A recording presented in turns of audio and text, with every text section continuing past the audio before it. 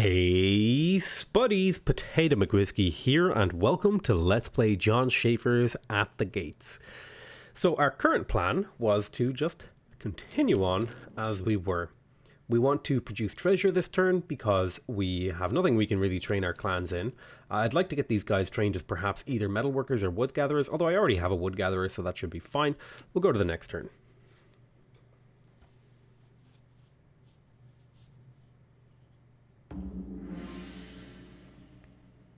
So it looks like we found some deer, and deer are one of the few animal types that can't actually have pastures built on them, which works really well for us because we're planning on trading these guys as trappers, which will deplete that herd of animals. It looks like we've also gained a tribe, Clan Bull, who are corrupt, which means they produce less resources, and they also commit crime. They're also gluttonous, so I'm going to call these guys crime, and we will crime / unproductive. I use UNPR for unproductive.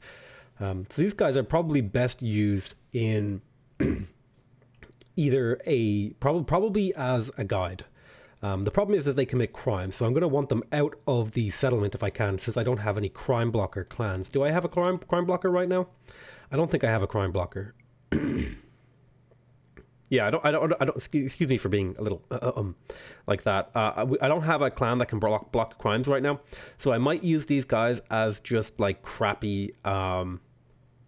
Just send them around, revealing what these resource deposits are. So what we'll do is we'll grab these guys and get them coming back to become archers, and we're going to go up here and we're going to research the archer tech. Now I could train spearmen, but I would need 20 weapons. I only have 5, so I have to train them as archers. I could alternatively research the hunter upgrade and give them 5 weapons to give them +2 power, but I think I'd rather just get some archers. Well, do I? I think archers are a little bit more flexible and useful, and it costs about the same amount of research time. So we want to go explore this down here because there's potentially food left on the table inside that deserted farmhouse. And as you can see, as we are getting later into the year, you're going to start seeing snow appear. You see the first little bits of snow appear on the hills. We have an idle clan over here. I'm going to have these guys just sit outside the territory. Sit outside the settlement so they don't feud with anybody. I'm going to have these guys move down to this supplied tile. Looks like we found some more berries. Berries are another resource that you want to just use up if you can. The settlement is idle. These guys are settled. I think I'm going to just get these guys out as diggers as soon as possible, so I can go reveal more of these mineral deposits, and I want them out of the city so they don't commit any crimes, because then I'd have to punish them, and punishing them is a pretty painful thing to have to do.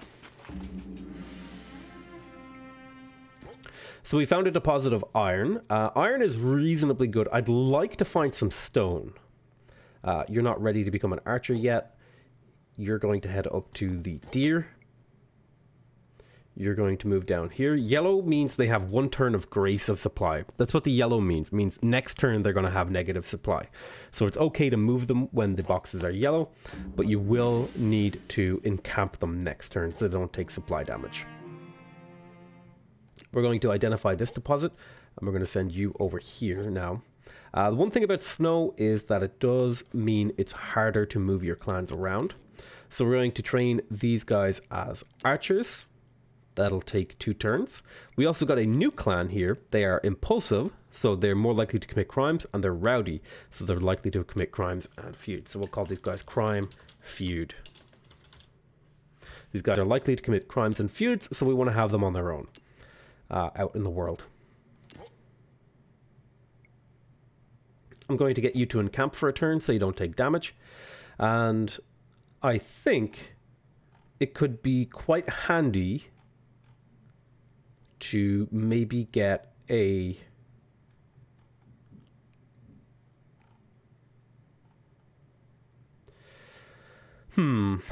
what do we go for here? I could maybe get another. I could maybe set these guys as wood collectors, and you know what, I think that's actually a reasonable thing to do. So we're going to research crafting to give these guys a wood collecting bonus, since we want them out of the settlement, and wood collecting is a reasonably good profession for non-settled clans, because it's a way for us to generate extra money. So let's switch their profession to crafting. And you can see it's going to take a while for the next caravan to come. We're going to switch you to wood collecting. And let's see. Now, I'd like to get, it's in the crafting, either block cutters or brick makers. So I'd like to find some things. I'm going to research loggers because that's a good mid-game unit to have. And I think right now we're going to forage for cloth. We'll get this guy to explore down here. And we found 5 food, which is 5 turns of food, which is quite handy. It means we have less food to worry about. We're going to identify this deposit. We want to just identify our deposits before we start gathering from them, so we can kind of plan around how we advance to the stone tier buildings. You're going to have to encamp this turn. We have some idle clans. I'm going to send this archer out to this barb camp. I'm going to send them 1 tile at a time, so they don't run out of supply. These guys are crime/food, so we want to get them out here to be wood collectors. We want to get them out of the settlement so they have less chances of getting into a fight or committing a crime, because if they commit a crime, it'll be pretty painful. We found some miners. That's useful. These guys are local, which means they don't want to be in an active profession outside the settlement, and they're also miners, which means they want to be inside the metalworking profession. So I'm going to set these guys to metalwork/resident. So resident is a tag that I use for somebody who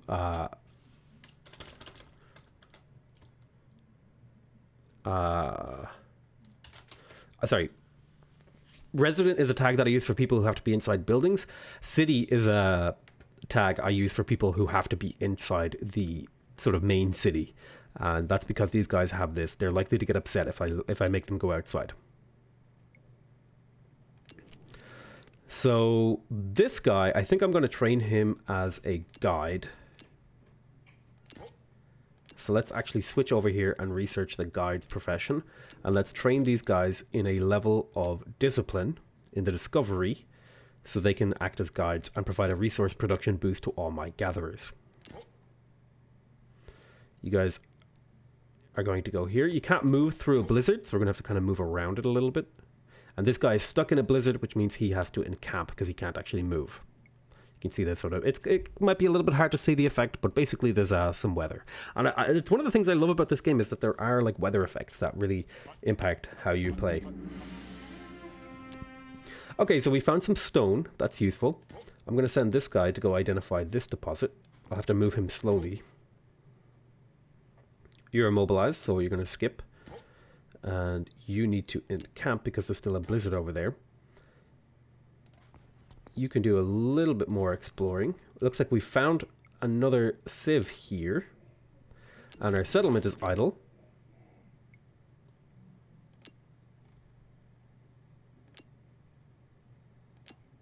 Let's see, I could train him as a dredger. It would cost me 10 tools, so I would want to have another 10 tools in the bank. What I'll do is I'll just produce treasure for this turn, which will give us a little bit of gold to spend on the caravan when it arrives in 4 turns. You can see now we're in early February. We've also met Crocus of the Alemanni, and we have a few choices how we want to approach them. So for example, we can give them treasure. That will improve our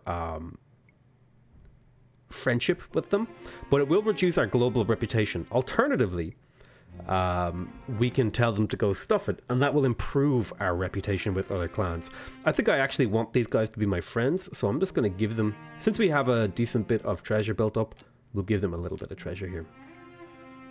We can also train guides. We're going to train these guys as guides. We also have a clan that has a desire, and their desire is they want to be inside the settlement.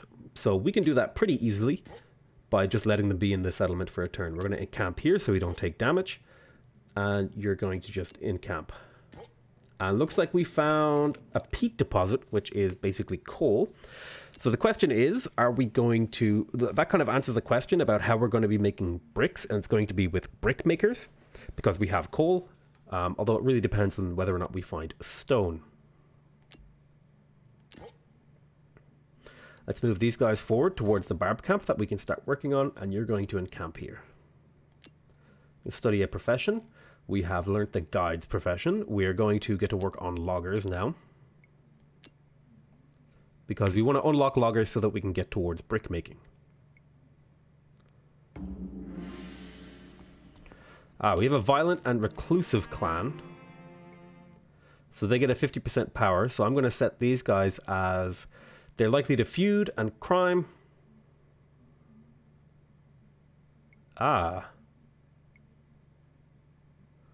So they actually only feud. They don't commit crime because reclusive cancels out the crime. So that means these guys are really good soldiers.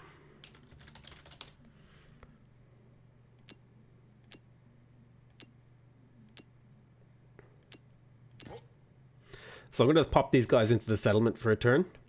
And we can start foraging for food now that we are at this. And since we have so many clans now, we're actually not getting a surplus.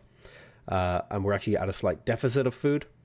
So we might want to consider getting an upgrade for our forager. And I think we're going to generate coal, but not with this clan because they're corrupt. We're going to use these guys to just continue to explore. And we're actually going to bring these guys up to collect from the coal. I'm going to get these guys to encamp.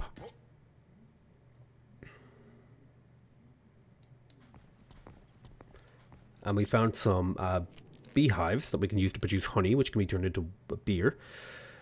So I think I'd like to get lore keepers to make researching a little bit easier. I don't really have a clan that I could turn into a lore keeper, do I? Not really. I mean, in theory, these guys could become, but I'm turning them into guides. So we're just going to slowly research brick makers, which turn coal into stone blocks.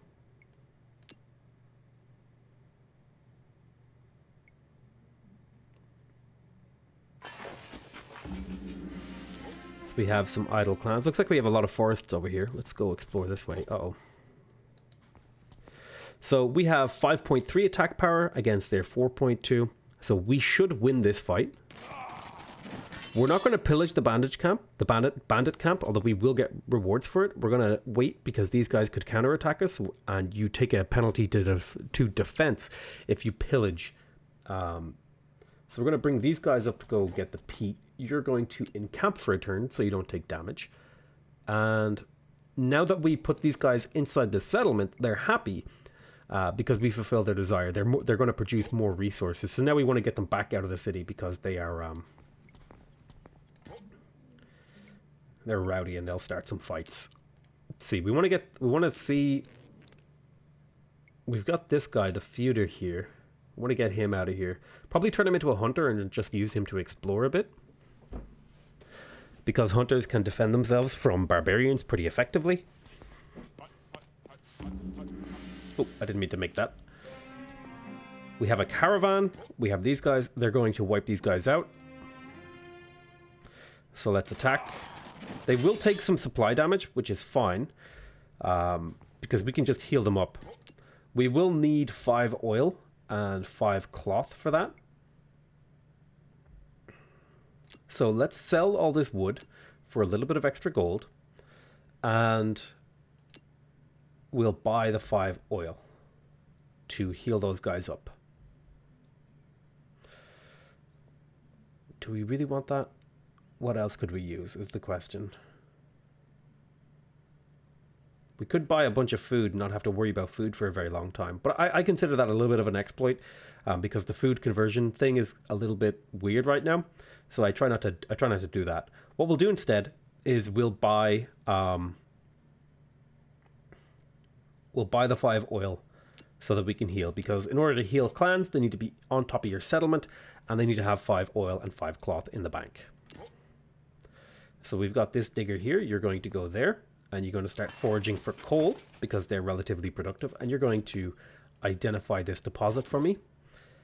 This guy needs to encamp for a turn and you're going to go gather wood for me. We have an idle settlement here.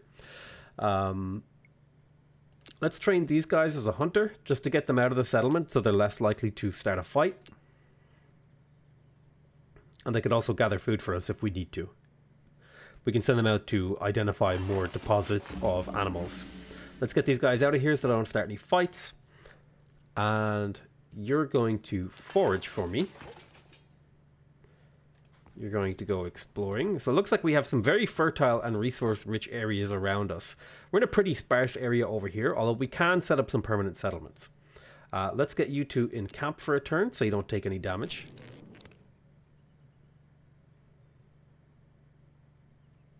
We have these guys here, the guides. What the guides are doing are providing a resource production bonus to all of these clans that are out gathering resources. You can see normally I think their forage rate is 2. I think the base... hold on. Did I misread how guides work?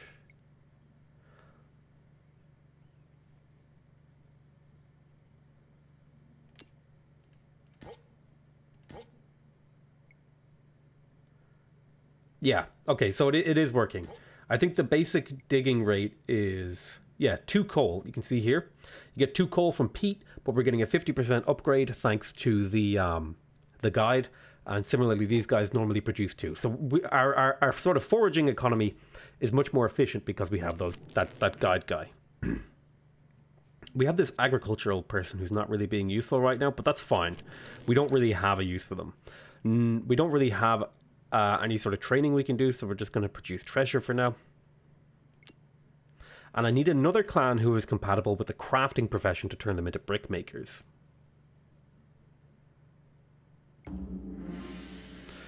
So we have local and miserable. So they reveal the location of nearby deposits. And they don't want to be active. So these guys are probably best as a city. Although they are miserable, which means they don't gain experience, which means training them as brick makers is going to take some time unless I get some parchment. So I'm going to tell this guy to cancel his task next turn and forage for parchment so that we can upgrade these guys here. So let's start training them in the crafting profession. And let's go pillage this. This will give us some money, horses, and weapons we can use to train another archer. We could train these guys as an archer after they reveal this cattle. All these tiles are supplied so we can continue to explore. Let's actually see if we can bait these guys. I don't think there's really much point to baiting them into attacking us. But there's some resource-rich areas over here. We'll probably want to retreat back to the area and see if we can find some more stuff near us.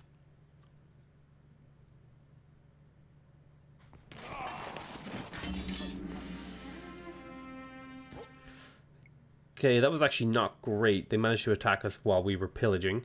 So they probably did a little bit more damage. So let's attack here. And we'll get some rewards from that. I think you get a little bit of resources from killing a thing. Sometimes you get a weapon from killing. Yeah, there you go. You get 1 score and 1 weapon.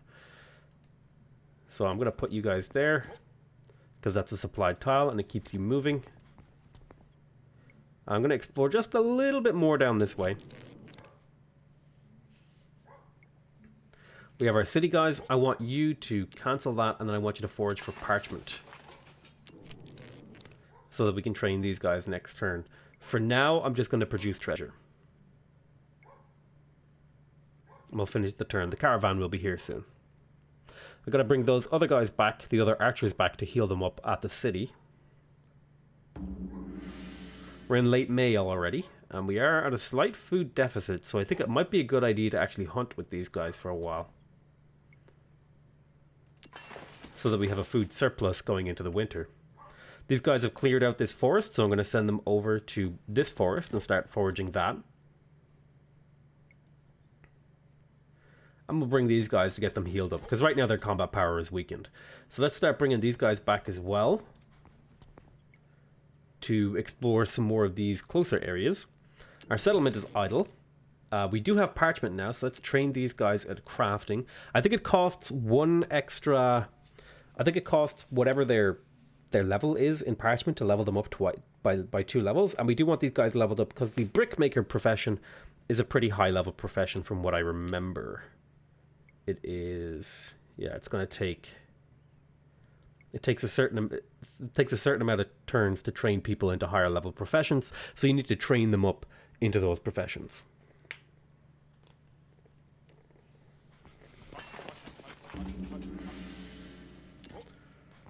So you're going to forge here now. And it's entirely a valid strategy to just completely forage out your local area and then move down somewhere else. I like to try to preserve my local area if it's of a reasonable quality. We have like pretty much everything we need around here. We have like good food sources, we have good mineral sources. It really just depends. This is just a really good woodworks that we're probably going to keep a permanent settlement there. Let's retreat you away from those barbarians. You're coming back to get healed up. And the settlement is idle. Let's train these guys again. This time it'll be more expensive. It'll cost me 2 parchment. I think it's their level -1, I think is how it works. I could be wrong though. But that should be enough to turn them into brickmakers reasonably quickly. Otherwise it would take a very long time. So one of the interesting things about the combat in the game is that your units have a health stat and a morale stat. So you can see here, these guys' power is, the base power is 4. They're getting 10% from the number of families in the clan. Every so many turns, your units will actually grow. Your units individually grow. So for example, this clan has 3 families, which consumes 0.6 food per turn. And they also provide a +5% combat bonus to research production for every clan over 1. And you can see this clan is going to grow to 4 families in 7 turns. So your clans are always getting bigger and more efficient, which is a really interesting aspect of the game. Their combat power is based on their morale and their combat XP. So having good morale from combat XP means they're sort of more resistant to taking penalties to their power from losing morale. So we're going to heal these guys up. It'll take a turn, but it'll mean we can send them off down here to take care of this barb camp. We're going to send you guys over this way. And we can visit the caravan now as well. So I don't actually have a use for this excess coal. So I'm going to sell the coal and I'm going to sell the wood so that I have a decent amount of gold that I can purchase other things that'll be useful. For example, I could buy 10 tools here for 70. I don't need these horses, so I'm going to sell them as well. And I think I'd really like tools or weapons, but right now tools are a little bit expensive. You can see here, every time the caravan comes, there's a chance for like him to have certain goods, him to have extra goods, less of goods, to be paying more or selling for more, etc., etc. So for example, normally tools would sell for 5 or sell for 3 and we could buy them for 5. But right now, because the tools are sort of randomly in demand by this caravan, we can sell tools for more. But that means we also have to pay more to buy tools. And I think I would like to buy tools for slightly more because I could turn someone into a dredger, which would be quite useful. Now the alternative is I could turn him into a yeah, the dredger I think is the right move here. Well, is it? No, it's not really. What we'll do is we'll buy the 10 tools just so we can start, well, we'll buy all 15 tools so we can start doing some upgrades to some of our units. We have 47 gold left over. There's nothing I really need right now. I might just go up to 10 weapons because I like having rounded numbers, and we'll just leave it at that. And then for a turn, we'll produce treasure while we try to get our brickmakers online. Although, do we have a... No, we're fine.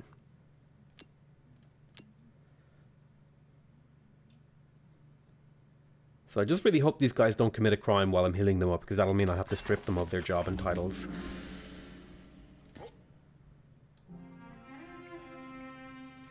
Alright, let's send these guys down to deal with the other barb camp. You can see now their combat strength is 4.4 from getting extra clans. So clan Siegfried is attentive. So they can identify deposits really quickly, and they're efficient. So I'm going to set these guys as productive, which I use as pro. So they're kind of flexible, they're productive, they have no downside, so they'll be fine to use in a variety of situations. Rome has sent me 5 food, which is great, and I can train clans as brickmakers, and I've identified an iron deposit. So since I identified an iron deposit, I have no problem depleting an iron deposit since I have a spare one. So I might go ahead and start digging for that iron, even if it is with a relatively inefficient guy. So I want to train this guy as a brickmaker, although I could alternatively train this guy as a brickmaker and then class switch this guy to something like something less important.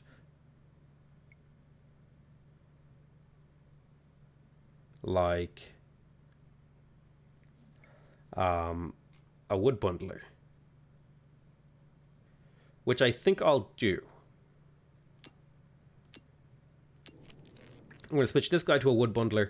I'm going to train this guy as a brickmaker, but first I want to train him in crafting.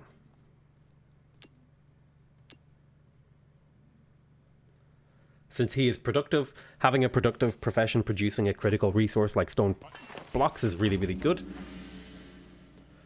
Clans are idle here. So it looks like we have depleted these forageables over here. So we're going to want to find another one. There's a patch of berries here and a patch of berries here. I'm going to send them up here to go check out those berries. And I'm going to get you to forage for iron. Even though you do it kind of inefficiently, it'll still be a useful amount of iron to get. We'll send these guys down south to go clear out this barb camp. And we'll send you guys to the east to go discover more land.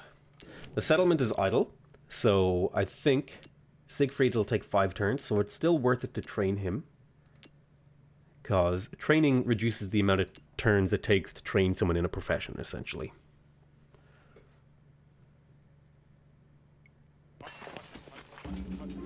So you are actually out of supply. This tile is supplied though, so you can walk there, no problem. This clan has a profession. Okay, they want to become a settled profession. That's fine. We will give you a settled profession soon, I promise. And we'll move you there. And we'll get you to encamp for a turn so that you have supply next turn. These guys want to become settled. We can fix that. Not right now, though. So you're productive. I want you to become a brickmaker. I just have to train them for 1 more turn, and then I can turn them into brickmakers efficiently. So we are losing a little bit of food, so we might need to get that farmer out and active soon. What I might do is I might quickly train these guys. First, I'm going to train you as a brickmaker. We have the wood bundler. Then I'm going to want to learn... I have a metal worker. I have a person in the metalworking profession that wants to do a settled profession. And I think I might pick up blacksmiths here, so they can use up this iron for a useful resource like tools. Because tools are used to upgrade a lot of your guys. You're going to forage for berries so that I have a food surplus. And we're going to keep exploring with these guys. Okay, looks like we have a closer barb camp that I would rather deal with sooner. So we're going to bring the archer back to try and fight this. These guys are probably not far off of getting a level up again. Yeah, in 3 turns. Which will increase their power by another 0.2. Which means they take less damage and they do more damage.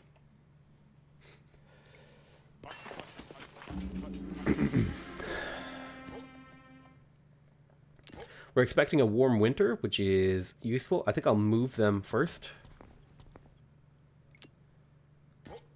And these guys are going to do a little bit of exploration here. It looks like we do have a couple of places we could build trading posts. Those are really, really nice for increasing your gold income. These guys... This is my brickmaker. I'm now getting 3 bricks per turn, which is great. I'm going to train this guy as a wood bundler so that my wood gatherers are more efficient, since they're depleting a resource and I want them to get as much out of that resource as possible. Because wood is a really good early game resource to trade for gold, which you can convert into resources that you can't quite yet produce for yourself. So that's kind of my logic there.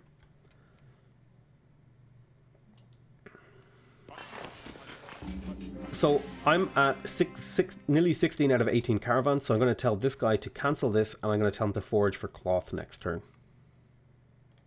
Oh, he's going to take some damage. I didn't mean to cancel that. Whoops. I did that in the wrong way. It was a mistake. I could buy stone blocks here. I'm going to sell off all my wood. I'm going to sell off all my excess coal. I'll sell off all my excess iron. And I'll buy 1 parchment. I think I might buy a little bit of food here, even though I usually don't, just for the purpose of showing it. So I can spend 30 gold to get 10 turns of stored food. I'll just buy a little bit for the winter. I'll get us up to like 22 food. I think that's a little bit more reasonable, because I could like just buy all this food and then never have to worry about food again, which I don't really like. I think it kind of diminishes the value of the game. I could buy the 10 stone blocks here to get a logger up sooner. And I think stone blocks are just so good that I'm going to, even though I'm producing them, the earlier you get them, the better. So who is going to become my logger? I think this guy is going to become my logger because he has the happier mood. So I'll just wait until he depletes that forest, and then I'll send him over to create a woodworks. You go there. Keep exploring over here for me. The settlement is idle. These guys need to be retrained as blacksmiths. I'm going to train these guys as... I want them to be farmers, so we'll just produce treasure this turn. A little bit of gold goes a long way.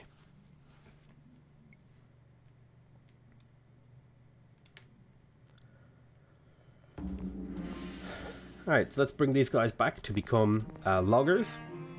We have a strong hoarder. So the hoarder adds some food and treasure to the stockpile when they join. Strong means they don't want to be in discovery, and they're a little bit stronger in the early game. So these guys are good and flexible, so we can train them in whatever we want. We'll just set them to be settled, which is basically my designation for I can kind of do whatever I want for them. They don't cause problems for me. We are losing a little bit of food, but that's fine. But we've made some progress. We almost have enough stone blocks to produce a stone building, which we are planning. Our very first stone building is going to be a logging camp. Here. So we are going to want to get the logger upgrade here so that we can produce more timber that we can sell for resources that we need. You guys are going to encamp for a turn. These guys, they took some damage because I mismanaged them, so I'll get them to encamp for a turn as well. And I'll keep exploring with these guys. Lots of deer around, which is helpful because it means I don't have to worry about food quite as much. But I would also like to find some animals that I can actually build pastures on and then have sort of permanent access to animals. I'm going to call that, though, the end of this episode. I think we've made some decent progress in the last 2 episodes.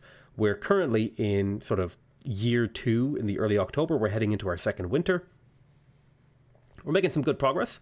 We have quite a few people out now on the map. We're getting ready to clear off our second barbarian encampment. There's another one down here that might take us a while to clear out. This guy is starting to get fairly well leveled from having lots of extra families. Has pretty good morale and so on and so forth. And yeah, I'm looking forward to showing you guys my little strategy that I rush stone buildings with. So I'll call that the end of the episode. I want to thank you guys very much for watching. I hope you guys are enjoying this series so far. Please remember to subscribe if you want to see more videos from me. Remember to leave a like if you want to directly support my channel. And remember to leave a comment if you want to give me your feedback. Other than that, I want to say I love you all very much. And I'll see you next time. Bye-bye.